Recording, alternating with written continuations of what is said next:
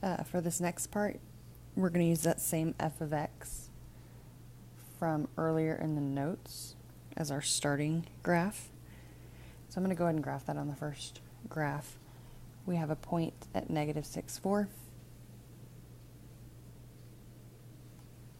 We have a point at negative 2, negative 4.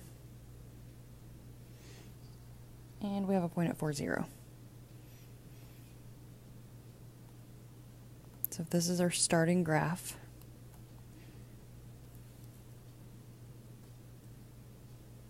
g of x, and we want to graph negative f of x.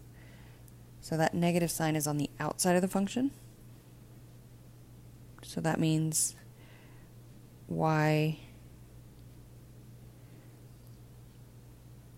changes sign. Anything on the outside will affect your y values. So that means that we're reflecting over the x-axis. So starting with this point here, if I'm starting at negative 6, 4, my y value is 4. So my new point, the x value will stay negative 6, but my y value will become a negative 4. Okay, our middle point here is at the point 2, negative 4, negative 2, negative 4, I apologize. So my negative 2 x value will stay the same, but my negative 4 y value will then become a positive 4 y value. Okay, here the third point is at 4, 0. X value stays 4. My y value is 0. If I change that sign, it's still a 0. And now we have our graph reflected over the x-axis. And we can see visually how that is the graph reflected over the x-axis. If we folded that x-axis in half, that graph would match up. Okay, so let's look at this next graph. I'm going to go ahead and graph the original. Negative 2, negative 4, negative 6, 4, and 4, 0.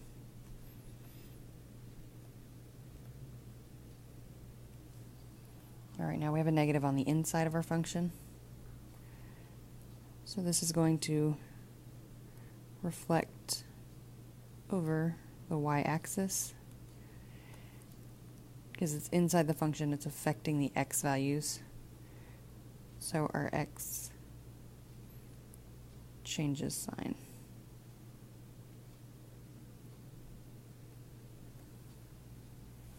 Alright, so let's look at this first point on the left at negative 6, 4. If our x value is a negative 6, we're going to change the sign, so it's now a positive 6, and our y value stays at 4. Alright, our point here, we're at negative 2, negative 4. So our x value will change from a negative 2 to a positive 2, but our y value will stay at negative 4. Okay, and our last point is at 4, 0. So the x value of 4 will now become a negative 4. The y value will stay at 0. Alright. And then we will connect those and see if we were to fold this in half over our y-axis, we end up with the same graph. So we're just reflecting it over our y-axis. Okay, let's look at example C. I've got a few things going on here. Got a negative here, negative inside function, and then a plus 5 outside. So let's talk about what each of these things is going to do. This negative out here is going to affect my y values. So we have a reflection over the x-axis. So my y values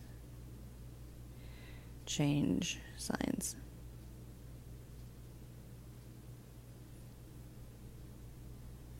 Okay, here we have a negative inside the function. So it's going to reflect over the y-axis, meaning my x values change sign. And then our plus 5. This is a vertical translation, so we're shifting our graph up 5. And if you remember in order of transformations, the vertical always goes last. So I'm going to do these reflections first, and then my vertical last. I'll start by graphing that original function. And I already used blue, so I'm going to graph the original in purple right now. So at -6, 4, -2, -4, and 4, 0 are my original points. And I'm actually going to do this one a little bit differently. I'm going to write the points out,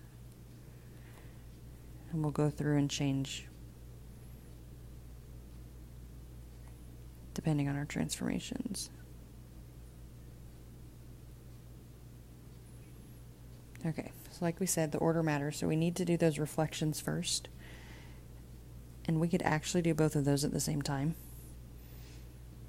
So if I'm reflecting these points over the x and y axis, that means my x value is changing signs, and my y value is changing signs.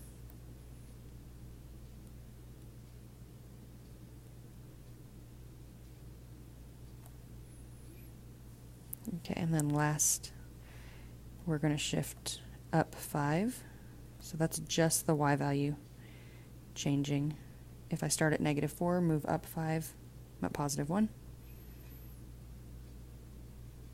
My x value stays the same, we're just moving up 5. So 2, 9, and -4, 5. Now we've done all 3 transformations, so our final graph should be these points. Got a point at 6, 1, 2, 9, -4, 5.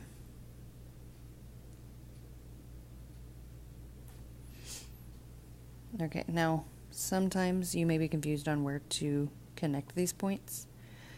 So one way to decide that is to look at, let's say, this point right here. So that should be your pivot point, your L. That point was at -2, -4. So the new pivot point should be at 2, 9. So that point at 2, 9 right here should be our pivot point. Okay, so we'll see this graph reflected over x-axis, reflected over y-axis, and then shifted up 5.